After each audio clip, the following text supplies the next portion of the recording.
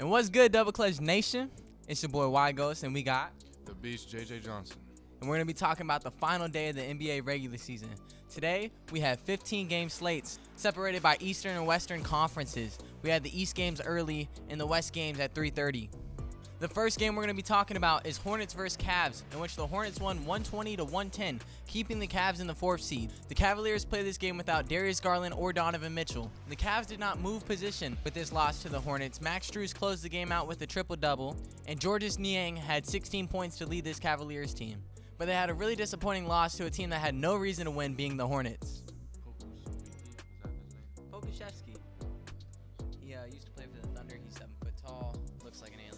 The next game we're going to be talking about is 76ers versus the Nets, in which the 76ers won by 21 against the Nets off of Tyrese Maxey's 26 bomb, in which most of the starters got to rest, and Joel Embiid didn't even play tonight, so that was kind of chill. But it was a good win for the 76ers. Sadly, they didn't move up in position because all the teams that were ahead of them that needed to lose for them to move up won. But it is what it is. It was a good game from the Sixers, especially without Embiid. I feel like Cam Thomas is a little bit underrated. What would you say if, like, another team, obviously, trade for Cam?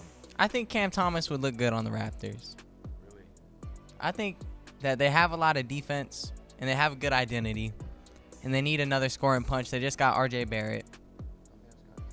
They have Scotty, but they need a pure scorer, and I think Cam Thomas is that. I think he could do that. So the Raptors would look nice. The next game we're going to be talking about was a crazy one. It was the Magic 113 win against the Bucks, who only had 88. The Bucks completely upset all of their fans and me. I was really hoping for Dame to come out and drop 40 or at least put up a fight, but the Magic's defense completely stopped them as the Bucks couldn't get a rhythm going. Bobby Portis was the only person who was really doing anything with the ball. Jonathan Isaac had stifling defense with 3 blocks. While Jay has his Dame jersey on, Damian Lillard had a terrible game. In the first half, Dame was 1 of 11 from the field, and he didn't finish with a single 3-pointer. Paulo Banchero was extremely aggressive and played really good defense, and he finished with 26, 11, and 7. Franz Wagner contributed 25, and like I said, Jonathan Isaac was playing great defense. He had 8 boards, 10 points, 3 blocks, and the Magic have a really good defensive team, and they just need to find a shooter, man. I mean, defense matters in the playoffs, and that's going to help this team out a lot. Who's going to be going up against the Cavaliers with the 5th seed versus the 4th seed, so the Cavs have home court advantage, and they're going to need their defense against a guy like Donovan Mitchell or Darius Garland, and it's kind of a very competitive matchup. It's an interesting one, and I don't know who's going to win. I want to say that the Magic could do it, but the Cavs have quite a lot of firepower with Donovan and Darius, and hell, Evan Mobley plays amazing defense, Jared Allen plays amazing defense, and they have a good bench. So the Cavs are a scary team for this team to face up against, especially if they get hot. But the Magic have a good defense, and hopefully that can get them a couple games, if not the series. On the Bucks side of things, they're the 3 seed. They lost the 2 seed to the Knicks today, and they're spiraling out of control. They're going to play the Pacers in the first round, which hopefully they can get some momentum off of that, because the Pacers don't really have good defense, and I don't think the Pacers really stand a chance. But then again, with how the Bucks have been playing recently, anybody has a chance. It's bad. It's really bad. And Giannis isn't going to be at 100% either because he's injured. You just expected a lot more from the Bucks, man. It's like, as soon as I heard the fact that Dame was going to the Bucks to play with Giannis. Championship, just like that. Dame was going to get his first championship. Giannis was going to get his second. Shit happens, man. That's the league we play in, man. The next game we're going to be talking about is the Pacers versus Hawks, in which the Pacers won 157-115 and had an insane offensive game. Miles Turner started out so hot. Miles Turner was extremely hot tonight. He put up 31 points, 12 rebounds, and 4 blocks. Shooting amazingly from the field, Tyrese Halliburton had 12 points and 13 rebounds with 3 steals and a nice windmill jam during the game, which I'm going to try to put on the screen. And Pascal Siakam also had 28 and 6. I mean, the Pacers were just off, going crazy, and they knew they needed this win to stay out of the play-in, and they did that. They had 86 points in the first half, and every single quarter they scored more than 30 points. They had 49 in the first quarter alone. I mean, it was just a crazy offensive game from the Pacers, which is what you come to expect with them. But the question is, where's the defense going to be? Especially against the Bucks, who have a great defense, who have an established team, who have Giannis, who has won a championship, and some good guys on that team. They just need to try and hope that the Bucks are going to continue to spiral and they can get out of the first round. But with the lack of experience and this being Tyrese's first real season as a superstar player, they're probably not going to win against the Bucks, but it would be interesting. It's going to be interesting. The next game we're going to be talking about is the Heat versus Raptors, in which the Heat won 118-103. The Heat had 7 players in double figures and were led off the bench by Thomas Bryant and Jaime Jaquez with 18 each. The Raptors are pretty depleted. They only played Grady Dick and Gary Trent out of their really good players in their starting lineup, and it showed. I mean, they lost. They've been losing all year, and with this win, the Heat are going to play the 76ers in the first round of the play-in, fighting for the 7th seed. And we know how the Heat are when the playoffs get around, but the Sixers just got Joel Embiid back, and we're going to see how that goes. That's MVP caliber years, but this year he has Maxey. He doesn't have Harden to choke it away, and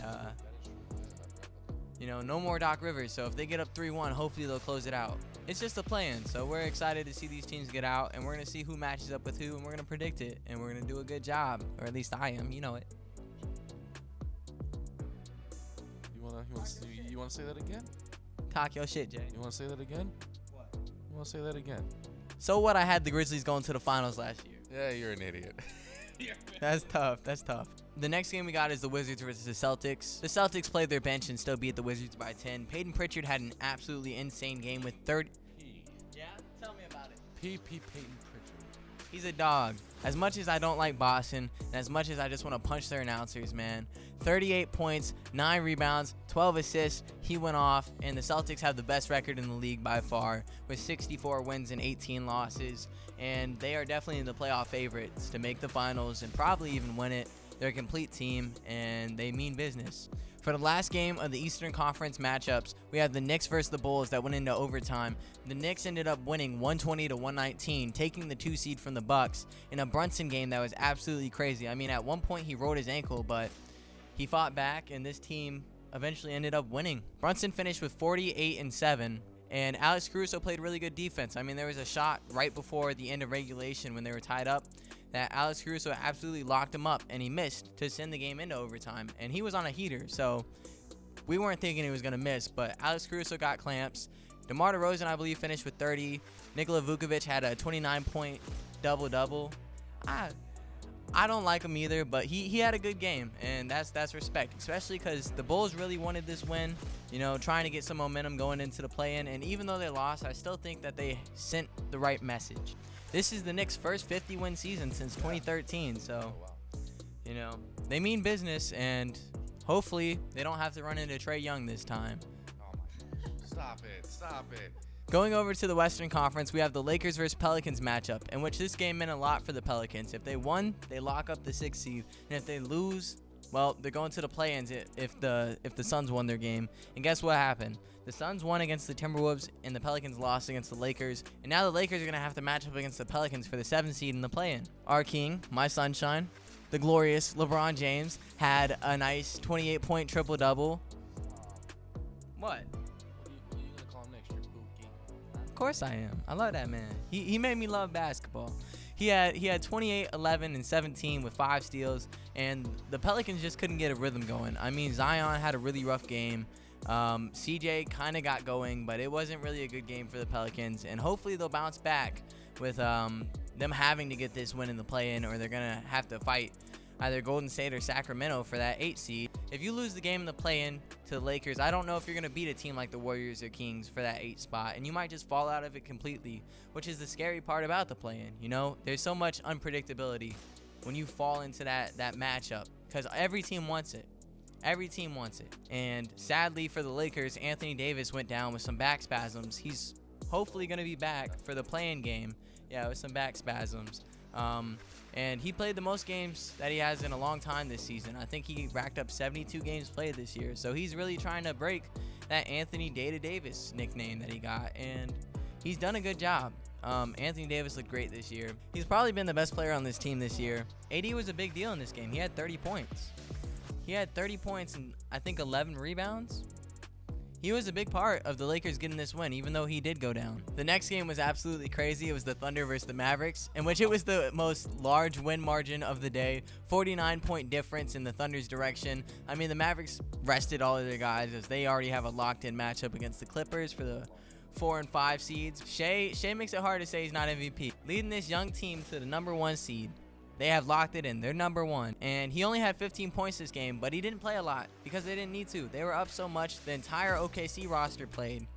And it was just a good win going into the playoffs for OKC. and they're going to match up against whoever wins that second round of the play-in for the 8 seed. Then you got the Kings versus Trailblazers, in which the Kings have locked in a matchup against the Golden State Warriors for that 8 seed. They won against the Trailblazers 121-82. And De'Aaron Fox had a good game with 24 points, 3 steals included. Domantas Sabonis had a Domantas Sabonis game with the double-double, having 18, 11, and 9 assists. Right there at that triple-double, but didn't quite get there. And the Kings are building up rhythm to try and take down the Golden State Warriors and beat whoever loses that game between the Lakers and Pelicans for that 8 seed. I think they'll take down Golden State. I don't know about that 8 seed, but let's see if they can light the beam. Oh, that looks crazy. That looks crazy. So the next game we're going to talk about is the Suns versus Timberwolves. The Suns needed this win, especially with the Pelicans losing, to get out of the play-in and have a locked-in spot in which they're actually going to play the Timberwolves in the playoffs this year in the first round, as the Timberwolves slid to the 3 seed. Going up against this team in the first round is going to be difficult because you have Kevin Durant, Devin Booker, and Bradley Beal. There's not much more to say. When you go up against those 3 guys in the playoffs, you're going to have to be on your A game, and a team like Minnesota that doesn't have a lot of experience is going to struggle. But I think they can still get it done. Karl-Anthony Towns is back, Rudy Gobert plays great defense, and Anthony Edwards is a dog. I will go for the Celtics, but I think they would make it far. You think they match up well against the Celtics? Yes. I like their matchup against the Celtics too. I don't know if they're going to make it to the finals, but if they did and Celtics did, I think I like the matchup out west the best for them. Because, you know, you got Anthony Edwards that has that scoring punch, and he plays good defense too. You know, you have Rudy Gobert who's going to lock down the paint, which is important. But the Celtics do take the most threes. They made the most threes this season. But it's good for the Timberwolves because they have defense everywhere. They were the #1 defense this year, which is what you're going to need against the Celtics. But in this win for the Suns, Bradley Beal had 36, 6, and 5, and Devin Booker also had 23 and 7, and they got the job done, securing that 6th seed and getting into the playoffs. So congratulations to the Suns. The Jazz played the Warriors, and the Warriors sat Steph Curry and Draymond Green, just relying on Klay Thompson. And guess what? Klay Thompson got the job done. He had 25 points to close it out, and I want to say 19 in the first half. He was on fire, and the only thing from the Jazz was Keontae George closed out a good rookie season with 21 points. But the Warriors got the job done. They're going to have to play the Kings in the play-in, as we discussed, and they won this game 123-116. For our next game, we got the Rockets versus Clippers, in which the Rockets came out and beat the Clippers 116-105, but the Clippers sat all of their guys, as once again, they have a locked-in matchup against the Mavericks and home court advantage in that series. I think the Clippers fall to the Mavericks. It feels like they come up short every year, and I know it's sometimes due to injury, but it just doesn't feel right, especially with how good Luka and Kyrie have been at this final stretch of the season. Amin Thompson closed out his rookie season with an 18-point triple-double, and Cam Whitmore had 25. So the Rockets' future is pretty bright, and I'm looking forward to watching them next season. They're going to progress, and they're going to get better. The Spurs played the Pistons today in a game that had absolutely no importance, probably the worst game of the day. 123-95, the Spurs won. Victor did not play as he sat out for the last game of the year. He had an amazing rookie season, though, and he is definitely Rookie of the Year. I'm sorry, Chet, but he got it. He put up historical numbers. He led the NBA in step-back three-point percentage, which is something I saw today, which is crazy. Being 7'5" and doing that, that's just stupid. But congratulations to Wemby and the Spurs. I look forward to the future. You think they may make it to the playoffs next year? If, depending on who they get. I think they're going to try and make a trade this season, this offseason. I think they're going to make a trade for a star player with the draft pick, because it's kind of a weak draft this year. So I think they're going to try to bait out whatever pick they get and try and use it to get a star player to pair alongside Wemby to try and make this team a contender faster than not. Yeah. And for the last game of the night, we have Nuggets versus Grizzlies, in which the Nuggets won, as everyone expected, 126-111, securing the 2 seed.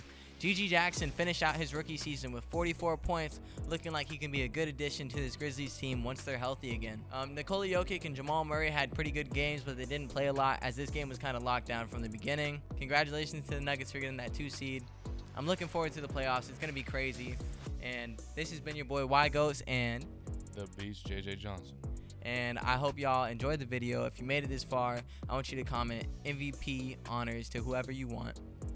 And with that said, like, subscribe, and share the video for your boy. Enjoy basketball, and mwah.